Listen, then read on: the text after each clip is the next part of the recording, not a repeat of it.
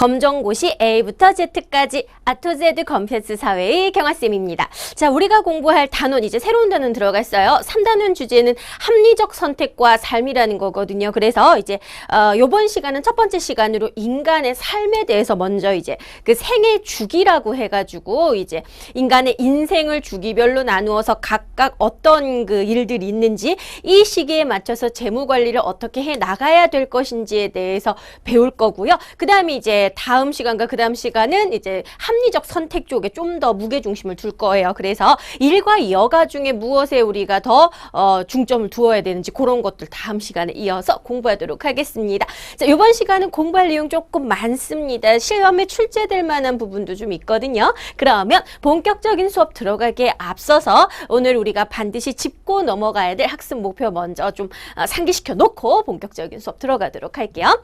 자, 이번 시간에는 고령화와 생애 설계인데 둘 다 시험에 잘 나오는 이슈입니다. 그래서 요거 둘 다, 그러니까 3단원에서 시험 문제 낼 만한 파트 중에 아주 중요한 파트들이에요. 그래서 오늘 공부하는 거는 공부할 양도 좀 많고 그 다음에 시험에도 잘 출제가 된다는 점, 그래서 좀 꼼꼼하게 봐두기를 부탁을 하고요. 단 다행인 게 어렵지는 않습니다. 그래서 출제되는 유형의 문제가 거의 비슷해요. 그래서 여러분이 이거 전혀 공부하지 않은 형태의 문제가 나와서 난 굉장히 당황했어요. 그죠? 뭐 그럴 만한 일은 거의 없어요. 그래서 있는 내용만 충실하게 해주면은 여기서 시험도 많이 나오고, 그리고 여러분이 점수를 아예 얻을 수 있는 그런 이거 아주 이쪽에 나오면 싹쓸이 다 맞춰야 된다, 그렇게 생각하시고 같이 보도록 할게요.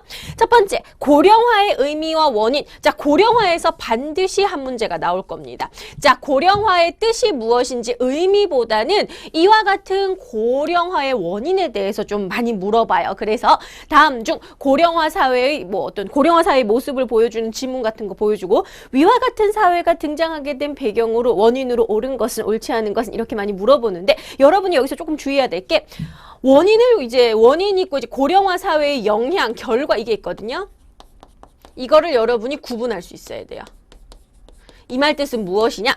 시험 문제가 고령화 사회의 원인에 대해서 물어봤는데 결과, 예를 들면 고령화 사회의 결과에 대한 게 있으면 걔는 답이 아니라는 거죠. 그래서 무엇이 원인이고 그로 인한 영향, 결과가 무엇인지를 좀 구분을 해주세요. 의외로 낚는 문제로, 낚시 문제로 좀 많이 나옵니다. 자, 두 번째, 고령화 사회가 등장했을 때의 다양한 문제점과 해결 방안, 아주 잘 나오는 주제예요. 그래서 다음 중 고령화 사회에서 나타날 수 있는 문제점으로 옳은 것은, 옳지 않은 것은, 그리고 고령화 사회가 도래했을 때 이와 같은 문제를 해결하기 위한 방안으로 적절한 것은, 적절하지 않은 것은, 요 세 가지가 가장 많이 나오는 문제 유형이니까 꼭 기억을 하도록 하자. 고령화에서 한 문제는 나올 겁니다. 두 번째, 자, 이제 우리가 봐야 될 게 생애 주기에 관련된, 이제 생애 주기에 관련된 자산 관리, 요 두 가지를 좀 같이 묶어서 볼 거거든요. 그래서 먼저 사람의 생애 주기를 나눌 거예요. 아동기부터 청년기, 중장년기, 노년기, 이렇게 해서 시대별로 나눌 거고요. 각 시기별로 어떤 그 일들이 있는지, 그리고 이와 같은 일들이 있을 때 어떠한 자산관리, 재무관리가 필요한지 볼 겁니다. 그래서 이 생애 주기별 재무관리 시험에 굉장히 잘 나오는데, 이왕이면 조금 공부할 때 그래프와 같이 봐두기를 추천하고 싶어요.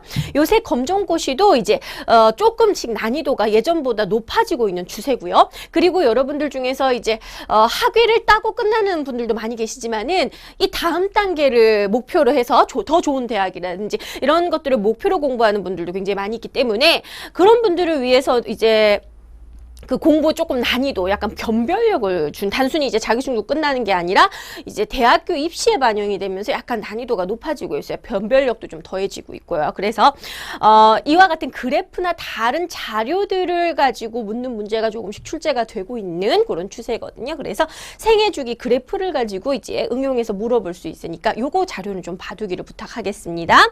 자, 그러면 이 재무 관리를 할 때 무엇이다? 우리가 자산 관리, 자산의 종류가 있어요. 각각의 자산의 특징과 이제 기본 원칙 세 가지가 있거든요. 그래서 요 세 가지를 고려해서 자산 관리를 해야 된다는 점. 오늘 공부할 주제는 크게 그래서 고령화, 생애 설계고요. 둘 다 충분히 시험에 잘 나오고 여러분이 시험 봤을 때도 나올 수 있는 주제이기 때문에 한 번 더 꼼꼼하게 봐두기를 강력 추천합니다. 자, 그러면은 경아쌤과 함께 고령화와 생애 설계, 고령화부터 같이 살펴보도록 하겠습니다. 같이 우리 교재 보면서 내용 하나씩 알아보도록 할게요. 자, 고령화와 생애 설계. 첫 번째 이제 고령화 사회의 등장에 대해서 볼 건데요.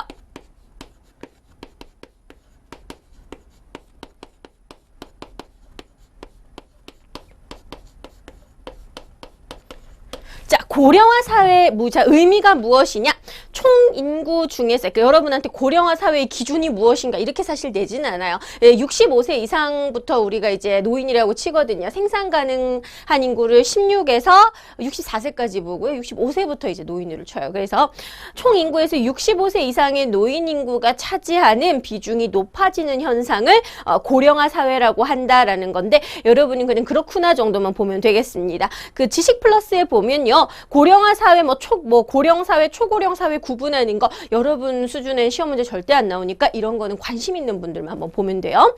자, 그래서 65세 이상의 노인 인구 비중이 높아지는 걸 고령화 사회라고 얘기를 하는데 원인은 별표를 쳐야 되겠습니다. 고령화 사회의 원인은 정말 시험에 잘 나오기 때문에 꼭 기억을 할게요. 첫 번째는 무엇이다? 원인이 이제 자, 시험에 잘 나오는 게 원인. 첫 번째는 뭡니까? 이제 의학 기술의 발달로 인해서 기대 수명의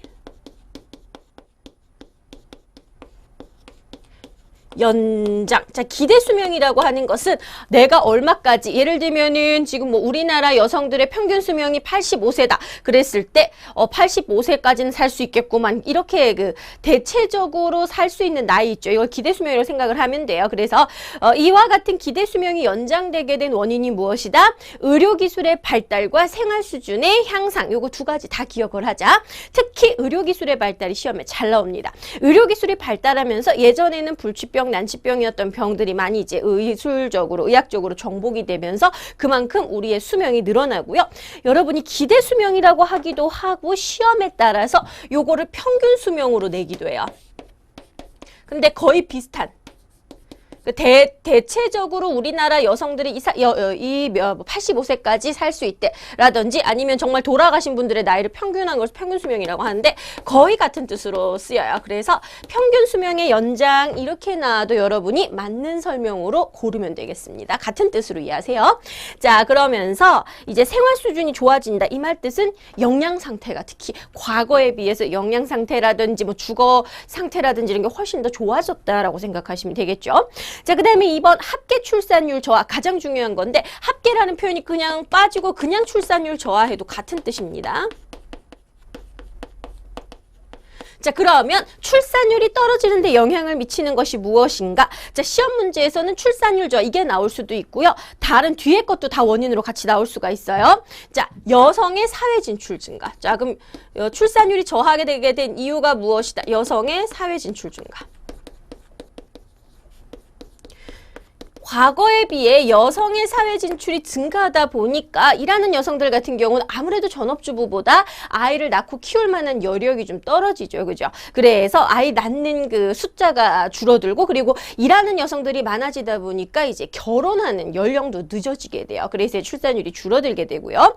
그 다음에 무엇이다? 가치관의 변화. 가치관의 변화 많이 나오지 않으니까 이해만 하면 되는데 이게 뭐냐면 꼭 결혼을 해서 아이를 낳아야지만 행복한 삶이다라고 하는 그 가치관 자체가 많이 변했다는 거죠. 그래서 아이가 없이도 행복하게 살 수 있다. 뭐 딩크족이라든지 아니면은 결혼 자체를 이제 원하지 않는 독신. 그래서 독신자들이나 또는 이제 아이를 원하지 않는 부부 중심의 가족들이 증가하게 되면서 이제 뭐 결혼이나 아이 꼭 필요 없다. 이렇게 되면서 훨씬 더 출산율이 줄어들고 있어요. 그리고 자녀 양육비 및 교육비 부담 증가. 이것도 많이 나와요.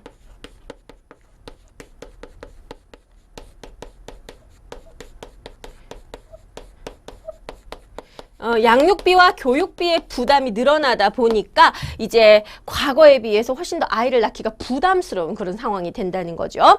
자, 이와 같은 것들이 이제 출산율 저하의 원인이 된다는 겁니다. 자, 그러면서 이렇게 돼서 점점 인구에서 이제 새로 태어나는 아이들의 비중은 줄어들고 노인의 비중이 늘어나게 되면서 우리나라도 굉장히 전 세계에서 유례를 찾아보기 힘들 정도로 빠른 속도로 고령화 사회로 진입하고 있죠. 자, 그러면은 고령화 사회의 문제점. 자, 원인도 중요하지만 문제점도 시험에 잘 나온다고 했습니다. 자, 그럼 고령화 사회가 어떤 문제점을 가지고 있는지 같이 살펴볼까요? 자, 첫 번째 우리가 지금 셋으로 나눠서 볼 건데 여러분한테 경제적, 사회적, 지역적 측면으로 나눠서 공부할 필요는 전혀 없습니다. 그냥 이걸 다 묶어가지고 고령화 사회가 되었을 때 이러이러한 문제점이 나타나겠구나. 그렇게 정리만 해두면 돼요. 첫 번째는 무엇이다? 경제적인 측면으로는 우리가 봤을 때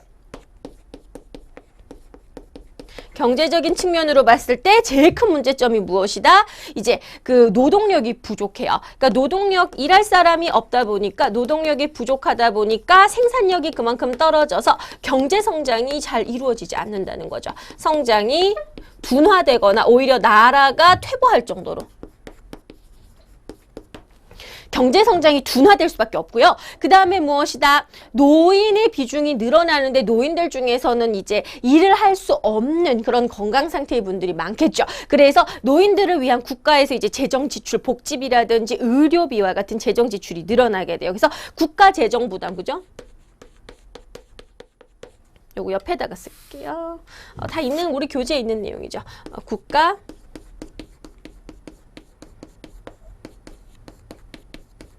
부담이 늘어난다. 자, 그 다음에 어떻게 되겠습니까?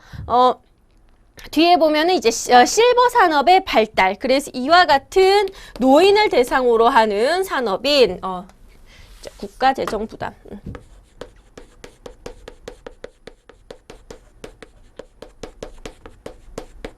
그 다음에 실버 산업. 실버 산업이라고 하는 산업은요, 이제 노인들을 대상으로 하는 여러 가지 산업이라고 얘기를 하는데, 이제 실버 산업이 발달하게 돼요. 그리고 여러분이 이제 국가재정 부담 요거는 그 시험 문제에 따라서 어떻게 똑같은 얘기인데 약간씩 바뀌어서 어떻게 나올 수가 있냐면은 요거를 요렇게 표현하기도 합니다. 이제 청장년층에 실제로 이제 일을 해가지고 그 경제를 이끌어가는 청장년층의 이제 노인, 부양, 부담이, 그죠? 부담, 비용. 노인 이제 부양, 청장년층이 일을 해서 이제 복지비가 이만큼 많이 드니까 청장년 쪽에서 이제 일을 해가지고 노인 복지로 나가는 세금이라든지 비용 부담 자체가 늘어나는 거예요. 그래서 요런 표현, 청장년층의 노인 부양 부담, 노인 부양 비용, 이거 부담이라고 해도 됩니다. 노인 부양, 부담. 요렇게도 같은 뜻으로 이해를 하면 돼요. 그래서 이런 것들이 증가했다라는 거. 그래서 이제 문제가 될 수가 있겠죠. 자, 이제 경제적으로 봤다면 이제 사회적으로는 어떤 문제가 생길 수가 있느냐. 사회적인 측면. 자, 사회적인 측면으로는 이제 노인 세대의 무엇이다? 정치적 파워가 커지겠죠. 왜냐하면 사회에서 노인이 차지하는 비중이 높다 보니까 선거에서 이제 승리하려면 어떻습니까? 청장년층을 위한 정책보다는 이와 같은 노인들을 위한 정책을 펼치는 게 훨씬 더 정당이라든지 이런 데서 지지나 또는 표를 얻기가 더 쉬워지거든요. 그래서 노인의 정치적 영향력이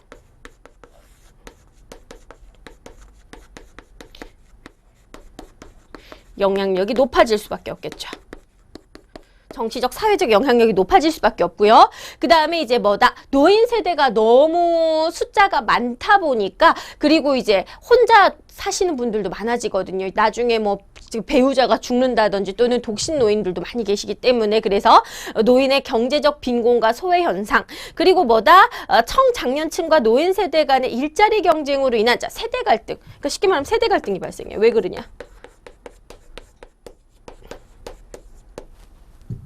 노인층도 이거는 요즘도 조금씩 나타나고 있는 현상 같은데요. 이제 노인층도 은퇴하고 나면은 연금, 국민연금 소득이라든지 이와 같은 대부분의 분들이 엄청 부자들은 제외되겠지만 그리고 같은 연금 소득을 가지고 생활을 해야 되는데 이게 굉장히 생활이 턱없이 부족하다는 거죠. 그래서 노인층도 이제 적극적으로 취업, 일자리를 찾아 나서게 돼요. 그런데 지금 우리나라 같은 경우는 청년 실업도 굉장히 심각한 편이잖아요. 그러니까 한정되어 있는 적은 일자리를 가지고 노인층과 청년층이 대립하다 보니까 노인층과 청년층의 그 갈등이 더 심화가 돼요. 이것은 무엇이다? 일자리 경쟁뿐만 아니라 앞에서 나왔던 그 노인 부양 부담 비용이 늘어나는 것도 이제 하나의 원인이 되겠죠. 그래서 그죠? 지하철을 예를 들면 타고 가. 일요일 날, 근데 그지, 알바를 하고 왔는데 너무 피곤해. 지하철에 앉고 싶다. 그런데 막 등산 갔다 오신 굉장히 정정하면서 막 등산, 막 산에서는 어떻습니까? 이렇게 날아다닐 수가 없습니다. 근데 지하철에서는 그죠? 무조건 자리 비키라고 하면서 앉아 계신 노인들, 이제, 무료로 승차하면서, 돈은 내가 냈는데, 그죠? 이거 돈 다 내가 내고 세금 내가 냈는데 왜 노인들이 앉아 계시냐? 정말 빡치는군. 이러면서 세대 간의 갈등이 조장될 수가 있어요. 그럼 노인들 같은 경우도 어떻습니까? 우리가 이 나라를 이렇게 이 정도로 만들어 놓고 발전시켜놨는데 너희들이 편하게 사는 게 다 누구 덕이냐 라고 하면서 또 큰 소리 치실 수 있는 부분이고, 그러면서 세대 간의 갈등이 더 심화될 수가 있어요. 그래서 뭐 나이 든 노인들, 어르신들을 막 꼰대라고 부르면서 비하한다든지 세대 간의 갈등이 더 조성이 되고 격화가 될 수가 있다는 거죠. 자, 그리고 이제 지역적인 측면으로는 특히 농촌 지역에서의 문제가 더 심하죠. 특히 이제 농촌 지역 같은 경우는 무엇이 지금 문제가 되고 있다? 일손 부족은 뭐 당연할 겁니다. 농촌 지역에도 고령화 현상이 심화되다 보니까 농촌이 침체가 되고요. 일손 부족이라고 하나 적어 놓을까요? 이제 다 너무 고령화가 되다 보니까 정말 일할 젊은 농사일이 얼마나 힘든데 체력적으로도 아주 그 고된 일이라고. 그런데 젊은 사람이 없다 보니까 이제 일손 부족으로 인해서 생산성이 저하돼요. 그리고 이제 무엇이다? 농촌이 침체되고 이제 도시와 농촌 간의 경제적 격차 문제도 또 심화될 수밖에 없겠죠. 그래서 이 정도 우리가 살펴봤어요. 이러한 원인들이 있으면 자, 이와 같은 문제를 해결하기 위한 대안도 필요하겠죠. 그래서 여러분이 문제점과 해결 방안을 같이 조금 기억을 해두세요. 시험 문제에서 고령화 사회의 문제점으로 알맞은 것은 했는데 여기 문제점 중에 해결 방안이 들어가거나 이러면 틀립니다. 알겠죠? 그죠? 자, 그럼 우리가 고령화 사회 이제 피할 수 없으면 거기에 대해서 대비 지금 점점 고령화가 되고 있고 사회가 이렇게 되고 있으면 거기에 대한 대응 방안이 필요하겠습니다. 자, 사회적 차원으로는 뭐라고 되어 있어요? 그래서 사회적 차원으로는 일단 제일 첫 번째가 이제 저출산 문제를 애를 낳아야 되겠죠. 그죠? 그래서 이제 저출산 문제.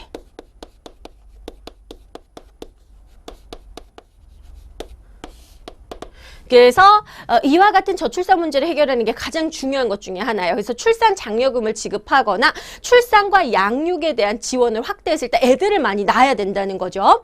자, 그래서 과거와 다르게 요새는 뭐 임신을 하면은 국가에서 이제 금액이 어느 정도 진료를 받을 수 있는 금액이 지원이 된다든지, 그죠? 검사 같은 걸 무료로 실시한다든지 보건소 같은 데서 이런 것들이 이제 이루어지고 있어요. 그다음에 두 번째는 무엇이다? 사회보장제도가 확충되어야 된다. 여기서 나오는 이제 사회보장, 이거는 노인 빈곤, 그러니까 노인에 대한 어떤 복지가 필요하다는 거죠. 노인들이 이제 빈곤으로 떨어지는 경우가 많기 때문에 뭐 국민연금이라든지 기초노령연금이라든지 이와 같이 노인들이 최소한의 기본적인 인간다운 생활을 할 수 있도록 이와 같은 제도나 장치가 마련이 되어 있어야 한다는 겁니다.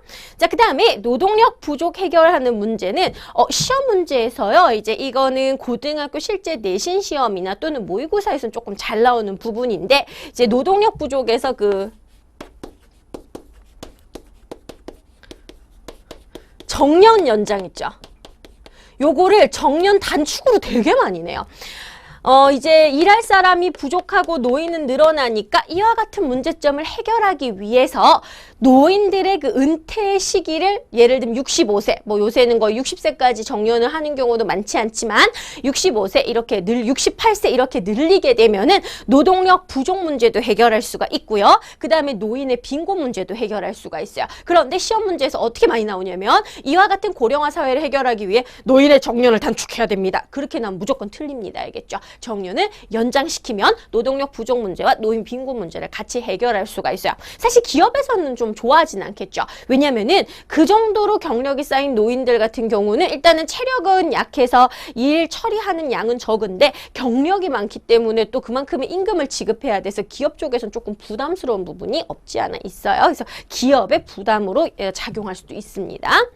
자, 그 다음에 이제 노인의 일자리, 노인들이 할 수 있는 일자리를 창출한다. 그래서 이제 쌤이 외국 같은데 유럽 같은데 가서 보면요, 되게 좀 좋았던 게 어떤 거냐면 레스토랑 레스토랑 같은 데 가면은 서빙하시는 분들이 되게 연세 지긋한 어르신들이에요. 그래서 머리가 백발로 이렇게 하얀 분들이 와인 같은 거 서빙해주고 뭐 음식 맛은 괜찮으냐 뭐 이렇게 해주시는데 가끔 기분 좋으면 그때 이탈리아 갔을 때는 그 서빙하시던 분이 서빙하시다가 갑자기 막 오페라 부르는데 거긴 다 파바로티예요. 막 노래하시면 다 파바로티고 그죠? 깜짝.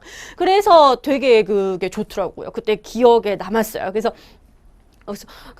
되게 오히려 더 그 레스토랑이 품격 있어 보이고 더 고급진 느낌을 받았죠. 그죠? 그래서 우리나라도 좀 그런 게 자리 잡으면 어떨까 그런 생각이 드네요. 뭐 그때 이제 이탈리아 여행 갈 때 그지? 이탈리아 여행을 또 쌤의 여동생이랑 갔을 때 그죠? 야, 이태리 남자들은 한국 여자를 동양 여자를 좋아한대. 그래서 그죠? 이것은 기회 그지? 신이 우리에게 내려주신 기회 그지? 어예! 라고 하면서 부푼 기대를 안고 갔는데 그 누구도 우리한테 관심을 주지 않아서 그죠? 술술.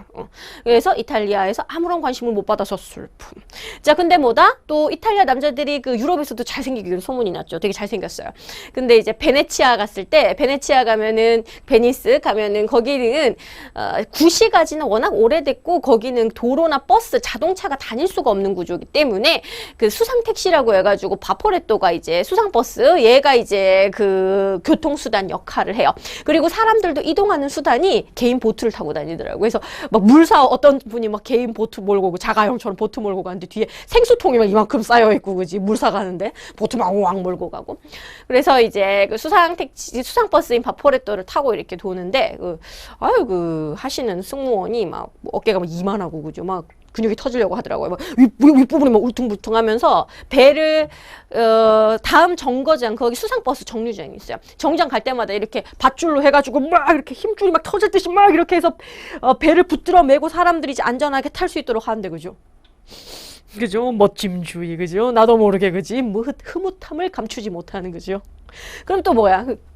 그리고 또 이제 막 그 개인 막 그 자가용 개인 수상 요트 막 몰고 우왕 막 생수 타고 생수 막 사서 가는데 우통 벗고 막 우왕 몰고 가는 거서 아니 무슨 이런 곳에서 막 우통을 벗고 그죠 감사합니다 그지 쌍따봉 그죠 눈호강 결론은 눈호강은 잘하고 왔지만 그들은 아무도 나에게 관심을 주지 않았다는 그런 슬픈 전설이 있죠 그죠 자 보겠습니다 그 다음에 이제 노인 일자리 창출, 그 다음에 이제 외국인 근로자 유입, 요것도 답이 될 수가 있어요. 우리나라의 노동력 부족 문제가 심각해지다 보니까 외국인 근로자를 유입하는 것도 하나의 방법이 될 수가 있겠죠. 자, 그 다음에 개인적 차원은 시험에 별로 안 나옵니다. 요건 안 나오고 사회적 차원 위주로 알아두세요.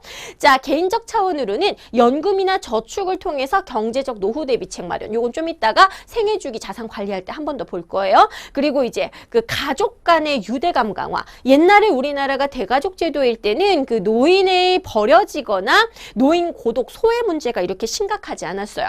그런데 사회가 급격하게 도시화가 되고 핵가족화가 되면서 노인들 중에서 혼자 사는 그 가구나 노인 부부 가구가 많아지게 되죠. 그래서 소외, 고독 이런 문제가 좀 심각하게 일어나고 있는데 가족 간의 유대감을 강화시켜서 이제 우리 부모님은 내가 완전히 책임 못 지더라도 어느 정도 돌본다 이렇게 됐을 때 노인의 고독 문제, 소외 문제가 해결될 수가 있겠죠.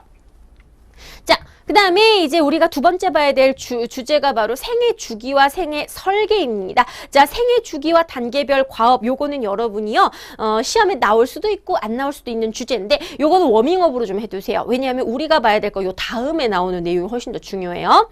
자, 생애 주기와 단계별 과업. 자, 생애 주기 체크 안 해도 돼요. 요거는 뭔 뜻인지 알면 됩니다. 자, 시간의 흐름에 따라 개인의 그 삶을 일정한 단계로 나눈 거예요. 그래서 예를 들면 생애 주기의 구분해서 괄호 2번에 나와 있죠. 아동기, 청년기, 중장년기, 노년기 이렇게 나누기도 하고 이제 그 학자나 기준에 따라서 10대, 20대, 30대, 40대, 그죠? 뭐 50대, 60대 이후 이렇게 나누기도 하는데 우린 앞에 있는 방법을 쓸 거예요. 아동기, 청년기, 중장년기, 노년기. 자, 그러면은 이 중에서 아동기가 어디까지 들어갈까요? 여러분이 그 중고등학생이 청년기에 들어갈 거라고 생각을 하는데 20이 되기 전에 그 고등학생까지는 아동기로 넣습니다. 여기서 이제 하는 생애 주기는 우리가 생각하는 거랑 조금 달라요. 그래서 여기서 말하는 아동기는 그 20세 독립하기 전 성인이 되기 전까지고요. 청년기가 이제 20세부터 이제 결혼하기 전까지 그 상황을 생각을 하면 돼요. 자, 중장년기는 결혼을 해서 이제 가정을 이룬 한 30대, 40대, 50대 그때 시기를 보면 되고요. 노년기는 이제 은퇴 이후로 바라보면 되겠습니다. 자, 그러면은 3번 3번 생애 발달 단계별 과업. 여기서는 시험 문제에서요. 청년기, 중장년기가 가끔 나온 적이 있어요. 그러니까 다 볼 필요는 없고 여러분이 체크해서 봐야 될 것은 청년기와 중장년기만 보면 되겠습니다. 자, 먼저 아동기를 볼게요. 아동기는 여러분 말했지만 이거는 언제까지다? 그러니까 고등학생 때까지 생각을 하면 돼요. 사회생활에 필요한 지식과 기술을 배우는 그런 시기, 진로를 탐색하는 그런 시기다. 뭐 시험에 거의 안 나오니까 이 정도만 보면 되고요. 청년기, 이제는 무엇이다? 내가 독립을 해야 된다는 거죠. 그래서 경제적 독립을 위한 그런 취업을 준비하거나 결혼을 준비하는 그와 같은 과정이에요. 왜 청년기와 중장년기가 시험에 잘 나오냐면 이것을 바탕으로 해서 뒤에 내가 재무 설계를 어떻게 해야 될 것인가를 같이 연계돼서 나오기 때문에 봐둬야 되겠습니다. 자, 중장년기는 이제 내가 직장을 얻고 가정을 꾸렸죠. 그죠? 그래서 이제 직업인으로서의 역할을 수행할 뿐만 아니라 뒤에 거 요거를 좀 체크해 두세요. 자녀도 양육해야 되고 집도 마련해야 되고 노후까지 대비해야 됩니다. 노후 같은 경우는 우리나라는 앞에서 얘기했듯이 막 유럽같이 사회보장제도 굉장히 잘 된 편은 아니기 때문에 이때 중장년기 때부터 미리미리 노후 대비를 해놓는 것이 굉장히 중요해요. 자, 마지막으로 이제 노년기가 되면은 은퇴를 했겠죠. 그죠? 그래서 건강관리를 할 뿐만 아니라 여가생활을 하는데 시험 문제에서 청년기, 중장년기는 어떤 과업이 필요한지 요거 그러니까 자기가 이루어야 될 그죠? 자기가 이제 수행해야 될 업무를 과업이라고 생각하면 돼요. 그래서 특히 중장년기는 잘 물어보는 주제이기 때문에 별표 하나 정도 쳐서 여러분이 시험 보기 전에 이런 게 있었지라고 한번 좀 살펴보면 도움이 되겠습니다. 자, 그래서 이와 같이 생애 발달 단계별 이제 우리가 과업을 살펴봤는데 그럼 이제 그 다음에 봐야 될 것이 무엇이냐? 생애 설계에 대해서 우리가 알아볼 거예요. 자, 인생에 대해서 이제 설계. 우리가 아동기, 청년기, 중장년기, 노년기로 시기별로 구분을 했다면 각 시기별로 내가 어떤 목표를 세우고 어떻게 살아야 되는지에 대해서 이제 나오는 게 생애 설계거든요. 자, 의미. 자신의 생애 목표를 수립하고 이를 달성하기 위한 종합적이고 장기적인 계획을 우리가 생애 설계라고 해요. 그래서 여러분은 의미만 알아두면 돼요. 생애 설계가 뭡니까? 쉽게 말하면 내가 이제 내 인생의 목표가 이렇게 쫙 있을 거잖아요. 그죠? 예를 들면은 경아쌤한테 쌤의 그러면 생애의 목표가 뭡니까? 라고 한다면은 일단 첫 번째는 직업적으로는 학생들을 가르치는 이제 대학이 되든 이제 좀 성인이 되든 그래서 교수가 되는 것. 나중에 나이가 들었을 때 교수가 되는 것. 그 다음에 경제적으로는 뭐 집 한 채와 건물 하나 뭐 이런 식으로 목표가 있겠죠. 그럼 이와 같은 목표를 시기별로 이제 청년기 땐 이렇게 하면서 그 다음에 중장년기 이렇게 해서 각 시기별로 내가 노력을 해야 되는 게 있어요. 그래서 그 종합적이고 장기적인 계획을 내 최종 목표를 달성하기 위해 계획을 세우는 걸 생애 설계라고 합니다. 자, 그러면 생애 설계의 과정. 여러분 이것도 과정도 시험에 잘 나오는 건 아니니까 이해만 하면 되겠어요. 삶의 목표를 설정하자. 내 목표는 교수가 되고 그죠? 건물을 가진 건물주 겸 교수 이렇게 목표가 정해졌으면 세부적인 하위 목표가 있겠죠. 진로, 직업, 결혼, 자녀, 노후 대비 뭐 이런 것들이 있을 것이고 그러면 그에 맞춰서 구체적인 실천 방안이 필요할 겁니다. 쌤 친구 중에서는 그죠? 전설에 그지 전설에 얼빠녀가 있어요. 얼빠는 얼빠는 이제 무조건 얼굴만 보지 그지. 자신의 목표는 김숙이 이제 그런 얘기 하기 이전부터 내 친구는 이미 옛날부터 그죠. 자신은 무조건 잘생긴 남자랑 결혼할 거라며 능력이 없어도 자기가 먹여 살리고 그지. 집에만 있어야 된다고. 집에 이제 자기가 퇴근하고 들어갈 때 그 잘생긴 얼굴을 잘 꾸미고 그죠. 자기를 마주해 주면은 자기는 열심히 일을 할 수가 있을 것 같다고 해서 우리가 으억이라고 했는데 그로부터 오랜 시간이 지났죠. 아직도 너는 그 생각이 유효하니? 당연하다면서 그지? 자기는 잘생긴 남자, 자신의 목표가 생애 과업이 뚜렷한 그 목표가 뚜렷한 애지 그지? 미남과 결혼해서 그 남자를 먹여 살리는 것이 친구의 생애 설계고 목표인데 아직까지 실천이 안 됐다는 것은 안 비밀. 자, 그 다음에 자산관리와 재무 설계 파트에 대해서 살펴볼 겁니다. 여기서는 우리가 좀 봐야 될 게 자산관리의 기본 원칙 해가지고 이번 자산관리의 괄호 3번이 시험에 잘 나오는 주제입니다. 그래서 얘를 좀 위주로 살펴봐야 뒤에 가서 조금 더 쉬워져요, 내용이. 자, 그럼 일단 저축은 여러분이 의미를 알아두는 게 좋아요. 저축은 의미를 좀 알아두는 게 좋습니다. 가끔 나와요. 이게 막 되게 자주 나오진 않으니까 별표 하나 정도로 해둘까요? 자, 자산관리와 재무 설계에 대해서 볼 건데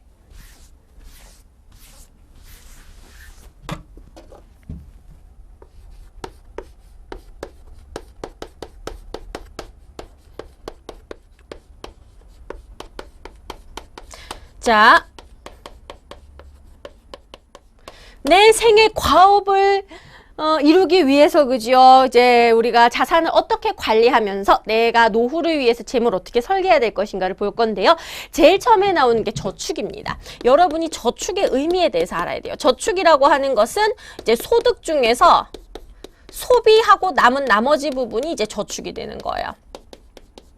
시험 문제에서 여기를 네모 쳐가지고 그죠? 여기에 들어갈 개념이 뭐냐? 소득 중에서 쓰고 남은 것. 여러분이 꼭 은행에 돈을 집어넣어야지만 저축 개념은 아니에요. 그래서 소득 중에서 소비하지 않은 부분, 그러니까 요 공식을 좀 기억을 해주세요.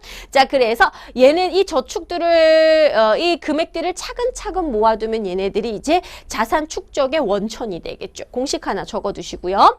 목적은 뭐다? 지금 당장은 내가 모르지만 장래에 돈이 크게 필요하거나 그럴 부분이 있겠죠. 그래서 장래의 필요를 충족하면서 재산을 형성하는 그런 방안으로 방도로 쓰일 수가 있어요. 그래서 공식 하나만 써놓고요.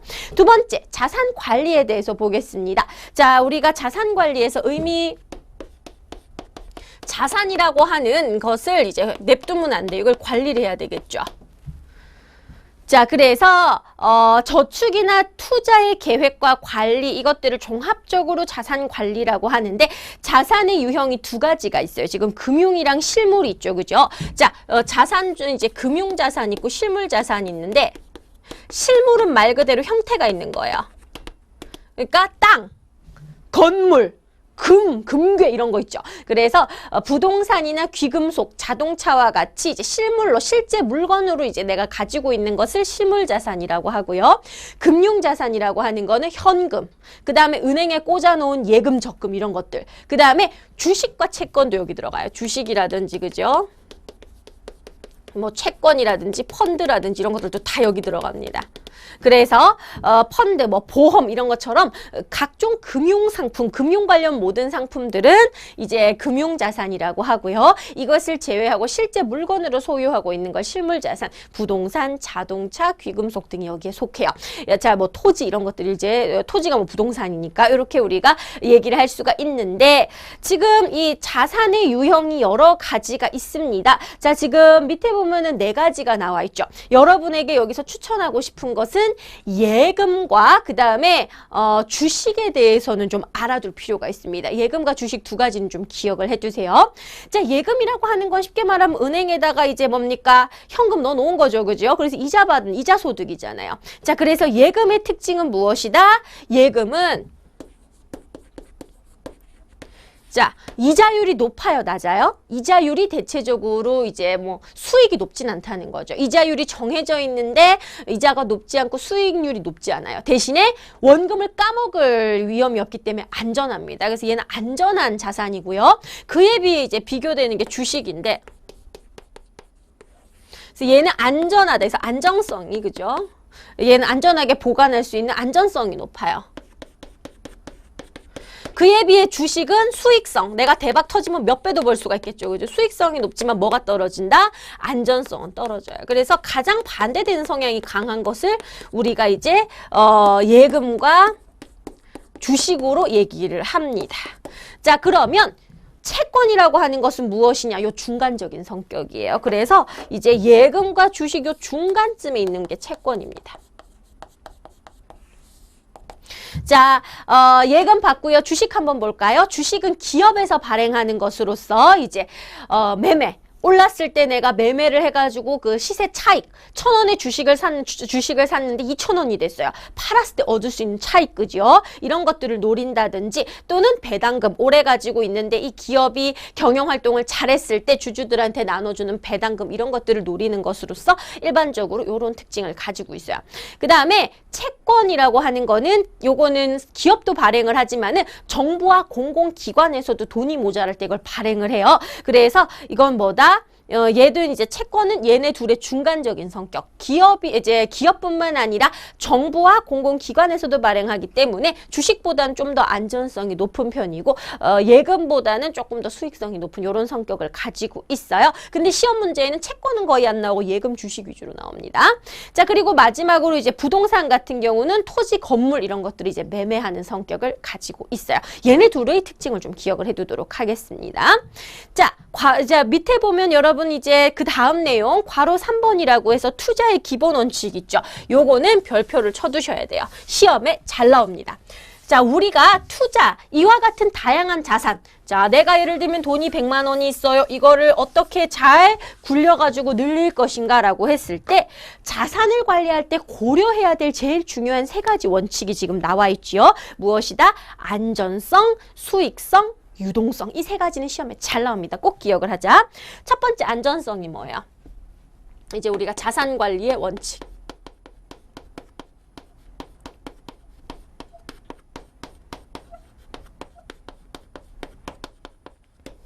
자, 안전성은 말 그대로 얼마나 이게 안전하냐라는 거죠.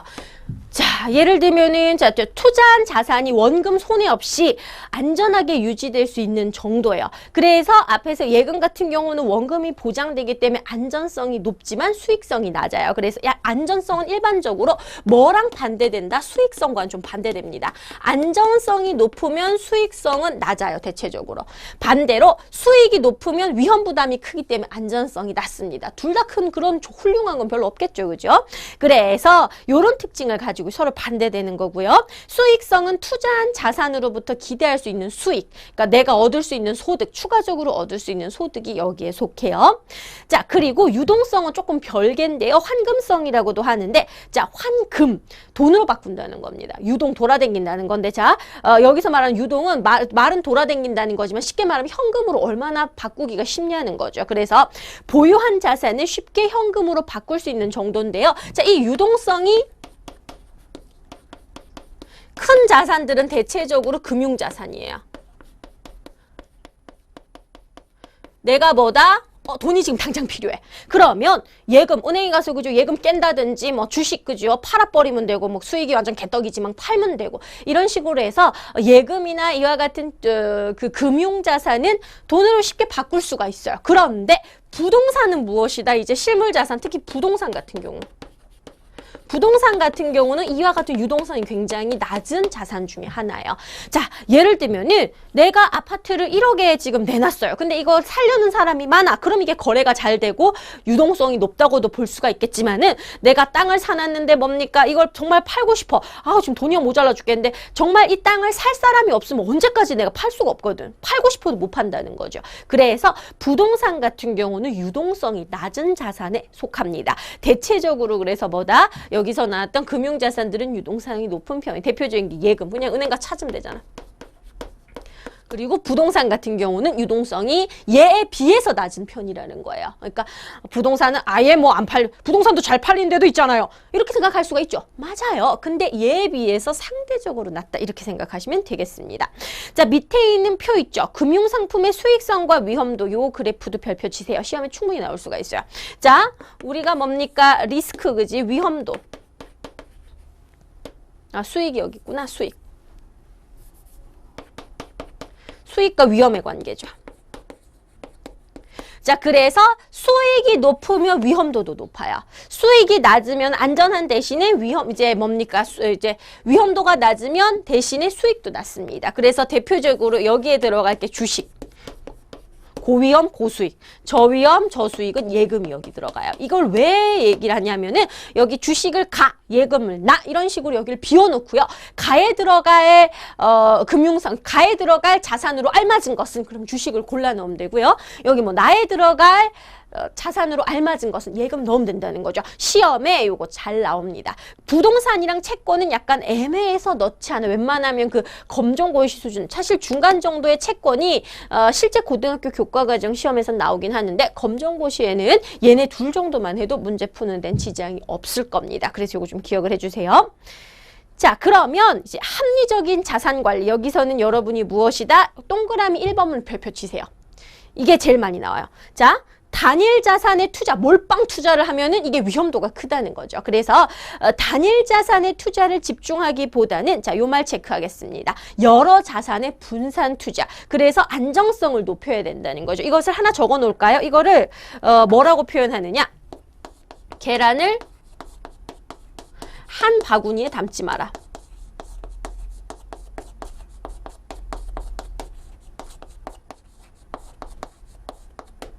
자, 그랬을 때 어떻습니까? 만약에 하나의 바구니에 담았고 그다음에 3개 바구니에 나눠서 담았을 때 한 바구니에서 이제 만약에 깨져버리면 떨어뜨려서 깨져버리면 다 박살난다는 거예요. 그래서 여러 바구니에 나눠 담아라. 이것이 바로 분산 투자를 보여주는 대표적인 글귀가 된다는 거죠. 자, 그래서 이게 시험에 잘 나오는 편이에요. 그래서 꼭 적어두세요. 여러 자산에 분산 투자하라는 그 증거가 되는 것이 계란을 한 바구니에 담지 마라. 요거 나오면 우리가 자산을 효율적으로 관리할 때 여럿으로 쪼개서 나누어서 투자하는 거. 그래서 수익성, 예를 들면 주식의 몰빵 100%, 이게 아니라 주식은 10%, 뭐 예금의 30%, 부동산의 몇 프로, 펀드의 몇 프로, 이렇게 하는 게 훨씬 더 효율적이고 효과적인 방법이라는 거죠. 어차피 인생 한 방 아니겠습니까? 큰일 날 소리 하죠, 그죠? 자, 그 다음에 2번 단기독은 장기 목표를 위해서 저축 및 투자 계획에 따라 효율적으로 자산 포트폴리오, 그러니까 다양하게 구성을 해주라는 겁니다. 자산 포트폴리오를 구성할 수가 있겠다. 특히 1번은 시험에 충분히 잘 나오니까 꼭 기억을 하도록 하겠습니다. 자, 그럼 오늘 봐야 될 마지막 주제, 재무 설계에 대해서 들어갈 거예요. 자, 재무 설계는 그럼 뭐다? 의미, 생애 주기, 아동기부터 노년기까지 나누어서 생애 주기 전체를 고려해서 내 최종 인생의 목표를 달성하기 위해 그 필요한 다른 것도 여러 가지도 필요하지만 여기서는 재무기 때문에 자금, 돈에 대해서 집중하는 그 설계예요. 그래서 필요한 자금에 대해서 계획을 세우는 것을 이제 재무 설계라고 합니다. 자, 절차 볼게요. 시험 문제에서 이 절차 같은 거를 잘 내지는 않기 때문에 여러분이 괄호 1번, 괄호 2번보다는 괄호 3번과 그래프 위주로 봐두는 게 더 좋습니다. 괄호 1, 2번보다는 3번과 그래프에 별표를 쳐주세요. 얘는 충분히 나올 수가 있어요. 자, 제일 처음에는 절차, 요거는 그냥 형식적으로 알아두시면 돼요. 재무 목표를 수립하자. 내가 빌딩 건물을 건물주가 되기 위한 게 그죠? 그랬을 경우에는 돈이 얼마가 10억이 필요하겠구만. 그 목표가 있을 거 아니야? 자, 그리고 재무 상태 파악. 하지만 난 지금 개털, 그죠? 난 지금 현금에 든 돈, 내 통장에 돈 2만 원. 그러면은 목표를 내가 이제 내 상태를 목표는인데 지금 현실이 시궁창이지, 그지? 재무 상태가 파악이 되었으면은 행동 계획을 수립해야 되겠죠. 월급에 얼마를 저축하고 얼마는 뭐에 투자하고 이런 식으로 이제 계획을 수립하고 실제로 액션을 취해요. 그랬다가 결과 내가 저금을 이만큼 하고 투자한 거는 망했네, 뭐 성공했네. 그럼 거기에 대해 피드백이 있겠죠. 주식 투자 대성공했어요. 그럼 조금 더 비중을 늘릴 수도 있는 거고요. 망했어요. 그럼 주식은 접자. 나랑 맞지 않은 거죠. 영원히 빠이빠이. 이렇게 될 수도 있잖아. 그래서 그 실행 결과를 평가하는 이와 같은 과정인데 시험 문제에서 이 절차는 잘 나오는 부분은 아니기 때문에 여러분이 아주 신경 써서 볼 필요는 없습니다. 오로지 밑에 나오는 내용이 오히려 훨씬 더 많이 나와요. 자, 그러면 생애 주기별 재무 관리를 어떻게 해야 되는가? 얘는 시험에 나옵니다. 얘는 별표 치셔야 돼요. 자, 그러면 제일 많이 나오는 거, 그러니까 아동기는 시험에 거의 안 나요. 청년, 중장년, 노년이 시험에 3개 뒤에서 나옵니다. 자, 일단 아동기는 뭐예요? 내가 지금 일을 안 하기 때문에 부모 용돈에 의존하잖아. 그러니까 부모에게 의존하면서 용돈 뭐 관리하는 그 정도만 배우면 돼요. 본 게임은 청년기부터죠. 그죠? 자, 청년기부터는 이제 내가 취업을 하면서 청년기는 뭐다? 이제 취업 준비해서 회사에 다니고 이제 막 결혼 뭐 신혼부부라든지 결혼하기 전 그 시기를 얘기해요. 그래서 이제 내가 취직을 통해서 수입이 발생하기 시작하는 거죠. 수입이 발생하기 시작하면서 결혼을 관련 이제 지출이나 이런 것들이 발생할 수가 있습니다. 자, 그다음에 또는 뭐 결혼 준비, 여러분 이것도 하나 적어 놓으세요. 청년기는 결혼 준비를 위해서 준비 자금을 마련하는 그런 시기도 해요. 그래서 결혼 준비 자금을 마련했다가 이제 결혼 관련 지출이 발생하는 거죠. 그 다음 단계가 결혼 관련 지출이 발생하는 거죠. 그래서 요게 나와도 청년기의 특징이 맞습니다. 자, 그랬다가 중장년기가 되면서 어떻게 돼요? 자, 여러분 중장년기의 특징은 수입이 가장 많이 늘어나는 시기예요. 그러니까 수입이 가장 많이 늘어나는 시기면서도 지출도 제일 많아요.